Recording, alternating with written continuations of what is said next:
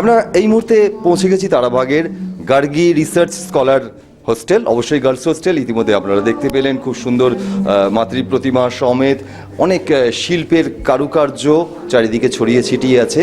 এবারে সরস্বতী পুজো 2024-এর পুজোতে এখানকার স্টুডেন্টস যারা আবাসিকা আছেন তারা কি দেখাতে চেয়েছেন বা কি থিম করেছেন সেটা আমরা জেনে নিই তাদের কাছ থেকেই। নমস্কার, বিএইচআই গ্রুপের পক্ষ থেকে আপনাদের সকলকে জানাই শুভেচ্ছা অভিনন্দন। নমস্কার, আমার নাম শর্মিষ্ঠা অধিকারী।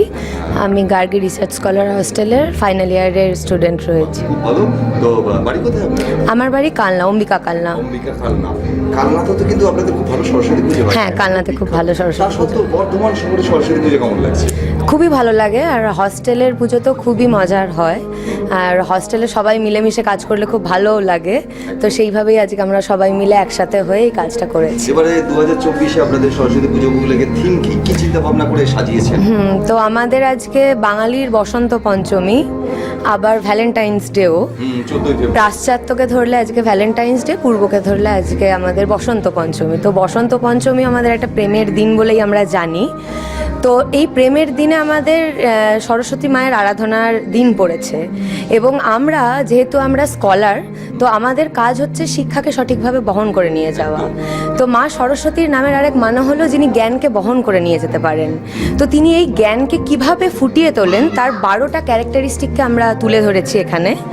তার বিভিন্ন বৈশিষ্ট্য, কখনো তিনি জ্ঞানের দেবী, কখনো তিনি স্পিচের দেবী, বাকযন্ত্রের দেবী বলেও আমরা তাকে জানি। তো বাগীশ্বরী বলেও তার পুজো হয় কখনো কখনো।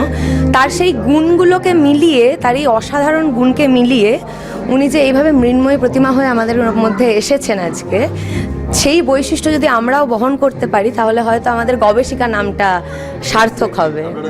তো সাধারণ আবাসিকার থেকে বা স্টুডেন্টদের থেকে আপনাদের দায়িত্বটা আরো বেশি। একদম।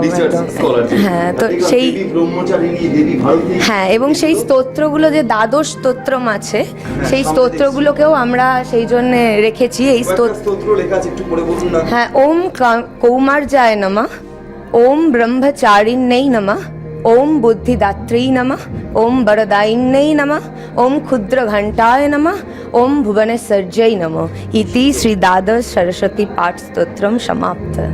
খুব সুন্দর লাগলো, শুনে ভালো লাগলো। দর্শকরাও আপনারাও শুনুন। একদম, আপনারা আসুন। পুজো শুধুমাত্র নিছক একটা পুজো নয়, এই পুজোকে কেন্দ্র করে অনেক সংস্কৃতি, শিক্ষা, মানুষকে সচেতন করার মানসিকতা এবং আমাদের যে পৌরাণিক যে কাহিনী, সেই কাহিনীর মধ্যে কিন্তু মানুষের মঙ্গল লুকিয়ে আছে। একদম। এবং শিক্ষা লুকিয়ে আছে, সেটাই বোধহয় আপনারা। সরস্বতীকে আমরা যদি পুরনো স্ক্রিপচারে দেখি তো ওনাকে মাদার অফ রিভার বলা হয়। সরস্বতী নদীও ছিল, তার প্রমাণও আমরা পেয়েছি। তো সেটাও আমাদের লেখা রয়েছে যে ঋগ্বেদে কিভাবে মায়ের নদীদের মাতৃকা বলে বলা হয়, কখনো কখনো তাকে বেদের দেবীও বলা হয়, এবং তার প্রত্যেকটা বাহন থেকে শুরু করে প্রত্যেকটা তার জিনিস তার বিভিন্ন বৈশিষ্ট্যকে ক্যারেক্টারাইজ করে। তো সেগুলো যদি আমরা বুঝতে পারি তাহলে আমাদের চলার পথটা বোধহয় অত সুন্দর হবে, ওই রকম আলোয় আরো সফলতা পাবো।